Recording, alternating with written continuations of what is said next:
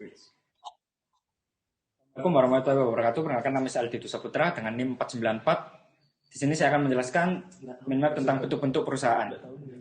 Bentuk-bentuk perusahaan yaitu pertama ada PT perseroan terbatas. Perusahaan yang sudah mempunyai predikat PT seringkali dianggap sebagai perusahaan yang sudah besar. Istilah ini sendiri merujuk pada badan usaha yang dilindungi hukum dengan modal terdiri dari saham. Dilansir dari PT adalah badan usaha yang memungkinkan investor asing untuk melakukan kegiatan komersial di dalamnya. Perusahaan yang sudah masuk ke dalam kategori PT akan bertindak sesuai dengan hukum komersial yang ada di Indonesia. Saat ini ada berbagai jenis PT yang ada di Indonesia, yaitu perusahaan terbuka, tertutup, perseorangan, domestik, asing, dan umum atau publik. Pertama, PT terbuka. PT dengan jenis terbuka cenderung menawarkan saham kepada publik. Jadi, dalam membeli dan menjual saham dari PT jenis ini terbilang mudah. Bahkan tidak jarang PT terbuka menawarkan sebagian saham kepemilikannya kepada investor. Kedua, PT tertutup. Berbeda dengan PT terbuka. Bentuk perusahaan PT yang satu ini justru membatasi penjualan saham hanya kepada individu atau kelompok tertentu. Biasanya PT tertutup hanya dimiliki oleh keluarga atau kalangan tertentu sehingga tidak bersifat publik, termasuk dalam menawarkan saham. Ketiga, PT perseorangan. PT perseorangan adalah jenis PT yang sahamnya diterbitkan dan dimiliki oleh suatu orang. Orang yang memiliki saham tersebut biasanya merupakan seorang direktur perusahaan yang memiliki otoritas tunggal dalam struktur bisnis. Keempat, PT domestik. Seperti namanya, PT domestik merupakan perusahaan yang didirikan di dalam negeri dan harus mematuhi aturan-aturan yang berlaku di Indonesia. Kelima, PT asing.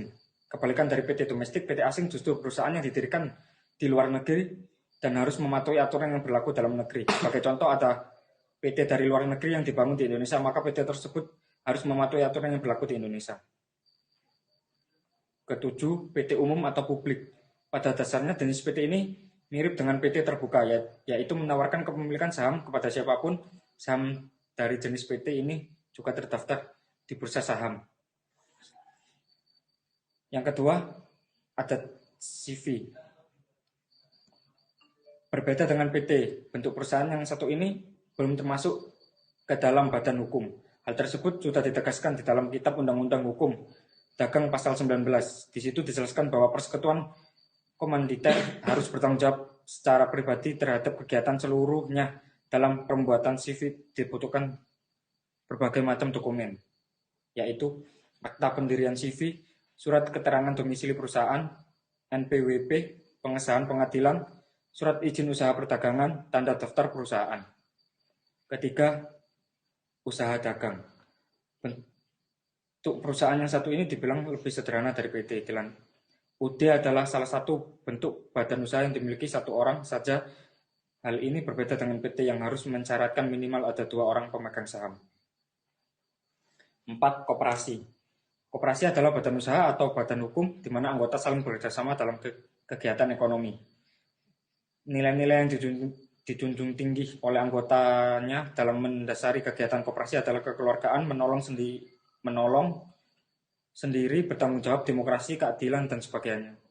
Dalam pasal 3 Undang-Undang Nomor 25 tahun 1992 tentang perkoperasian dijelaskan bahwa koperasi memiliki tujuan untuk mensejahterakan anggota pada khususnya dan masyarakat pada umumnya. Selain itu, koperasi juga turut ikut serta dalam pembangunan ekonomi nasional. Kelima, firma. Bentuk perusahaan ini terbilang simpel dalam pendiriannya. Setidaknya diperlukan 2 orang atau lebih untuk menjalankan badan usaha ini di bawah satu nama yang digunakan bersama. Dengan demikian, jika pada suatu saat firma bangkrut serta mempunyai utang yang besar, mau tidak mau seluruh anggotanya harus menanggung beban tersebut. 6. BUMN.